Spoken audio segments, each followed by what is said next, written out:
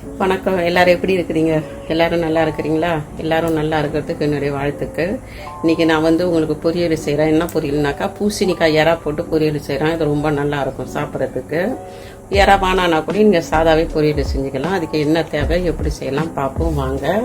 அதில் அது நான் செய்யக்குள்ளேயே அதுக்கு தேவையானதெல்லாம் நான் சொல்லிடுறேன். 2 டேபிள் ஸ்பூன் எண்ணெய் ஊற்றிக்கிறேன். உங்களுக்கு தேவைக்கு ஏற்ற எண்ணெய்.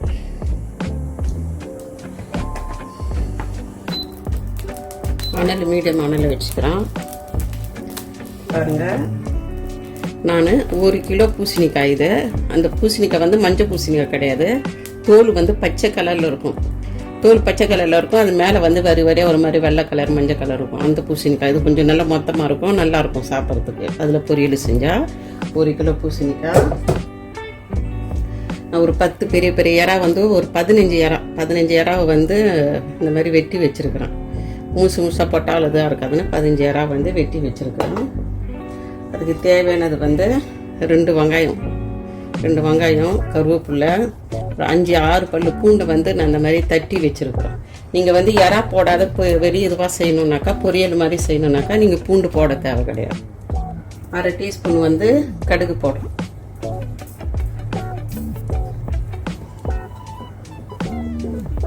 டீஸ்பூன் கடுகு பொரிட்டோம். 1/2 டீஸ்பூன் உளுத்தம்பயிறு போடுறோம். 1/2 டீஸ்பூன் உளுத்தம்பயிறு, 1/4 டீஸ்பூன் ஜீரகம் போடுறோம்.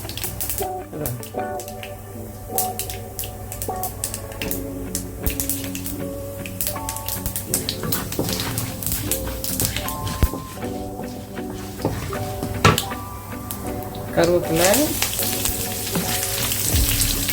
நான் தட்டி வச்சுக்கிற பூண்டு தட்டி வச்சுக்கிறேன். உரலில் போட்டு தட்டின பூண்டு.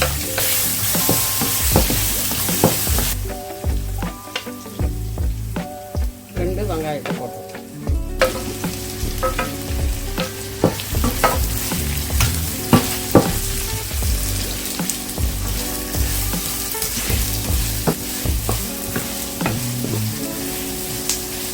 நல்லா வதங்கட்டும்.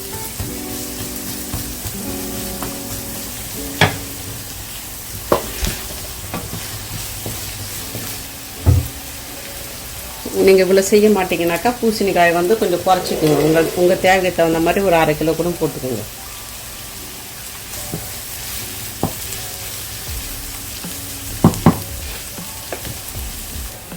வெங்காயம் வதங்கிருக்குது. இந்த அளவு வதங்கினா போதும். இதுக்கு கொஞ்சம் உப்பு போட்டுக்குவோம். தேவையான அளவு உப்பு. 1/2 டீஸ்பூன் மஞ்சள்தூள்,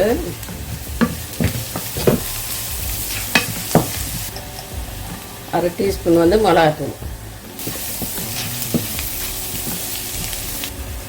1/4 டீஸ்பூன் காஷ்மீரி சில்லி. இது இறா நல்லா நாஞ்சி சுத்தப்படுத்தி வச்சுருக்கிறோம். அந்த இறாவை போட்டு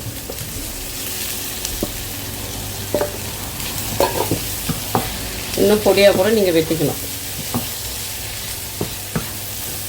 இந்த இறா நல்லா இதில் வதங்கட்டும். அப்புறமா அந்த காயை போடும். இது நல்லா வதங்கும். பாருங்கள், நல்லா வதங்கிடுச்சு.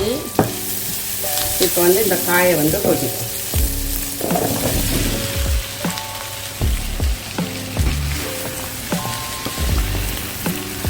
இதில் தண்ணி ஊற்றக்கூடாது. லேசாக தண்ணி தெளிச்சு விடுவோம். சும்மா தண்ணி லேசாக தெளிச்சு விடும்.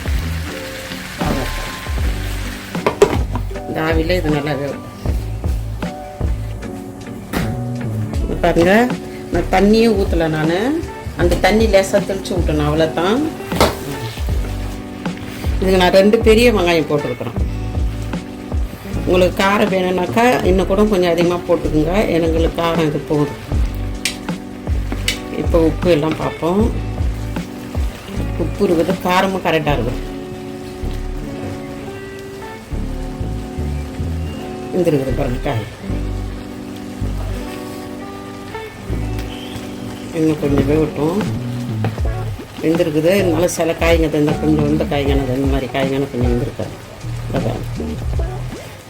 இந்த முன்னாடி பக்கம் வெந்திருக்குது. பின் உள்ள ஓரத்தில் இருக்குமா அந்த பின் பக்கத்தில் அது ஒன்றும் வேகப்படும்.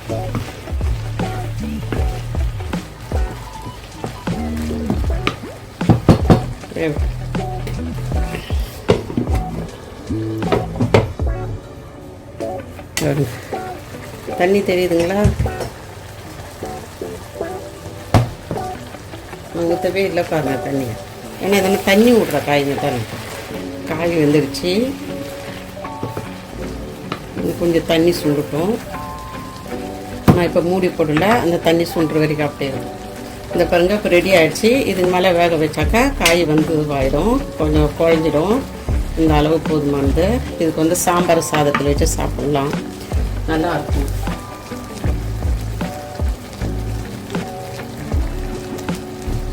கடைசியாக கொஞ்சோண்டு கொத்தமல்லி கீரை போடுறோம். அவ்வளோதான், முடிஞ்சிடுச்சு. இந்த பாருங்கள் ரெடி ஆகிடுச்சு. இறா பூசணிக்காய் பொரியல். இது பொரியல்னு சொன்னாலும் சரி, கூட்டுன்னு சொன்னாலும் சரி. கூட்டுக்குன்னா பயிர் போடுவோம், அதனால் வந்து கொஞ்சம் சோஸாக நான் வந்து இதை செஞ்சுருக்கிறேன். உங்கள் எல்லாருக்கும் பிடிச்சிருக்கும்னு நினைக்கிறேன். நீங்களும் செஞ்சு பாருங்கள், ரொம்ப நல்லாயிருக்கும். இது பிள்ளைங்களுக்கெல்லாம் நீங்களும் செஞ்சு பாருங்கள். எல்லோரும் சந்தோஷமாக இருங்க. அடுத்த வீடியோவில் பார்ப்போம். பாய்.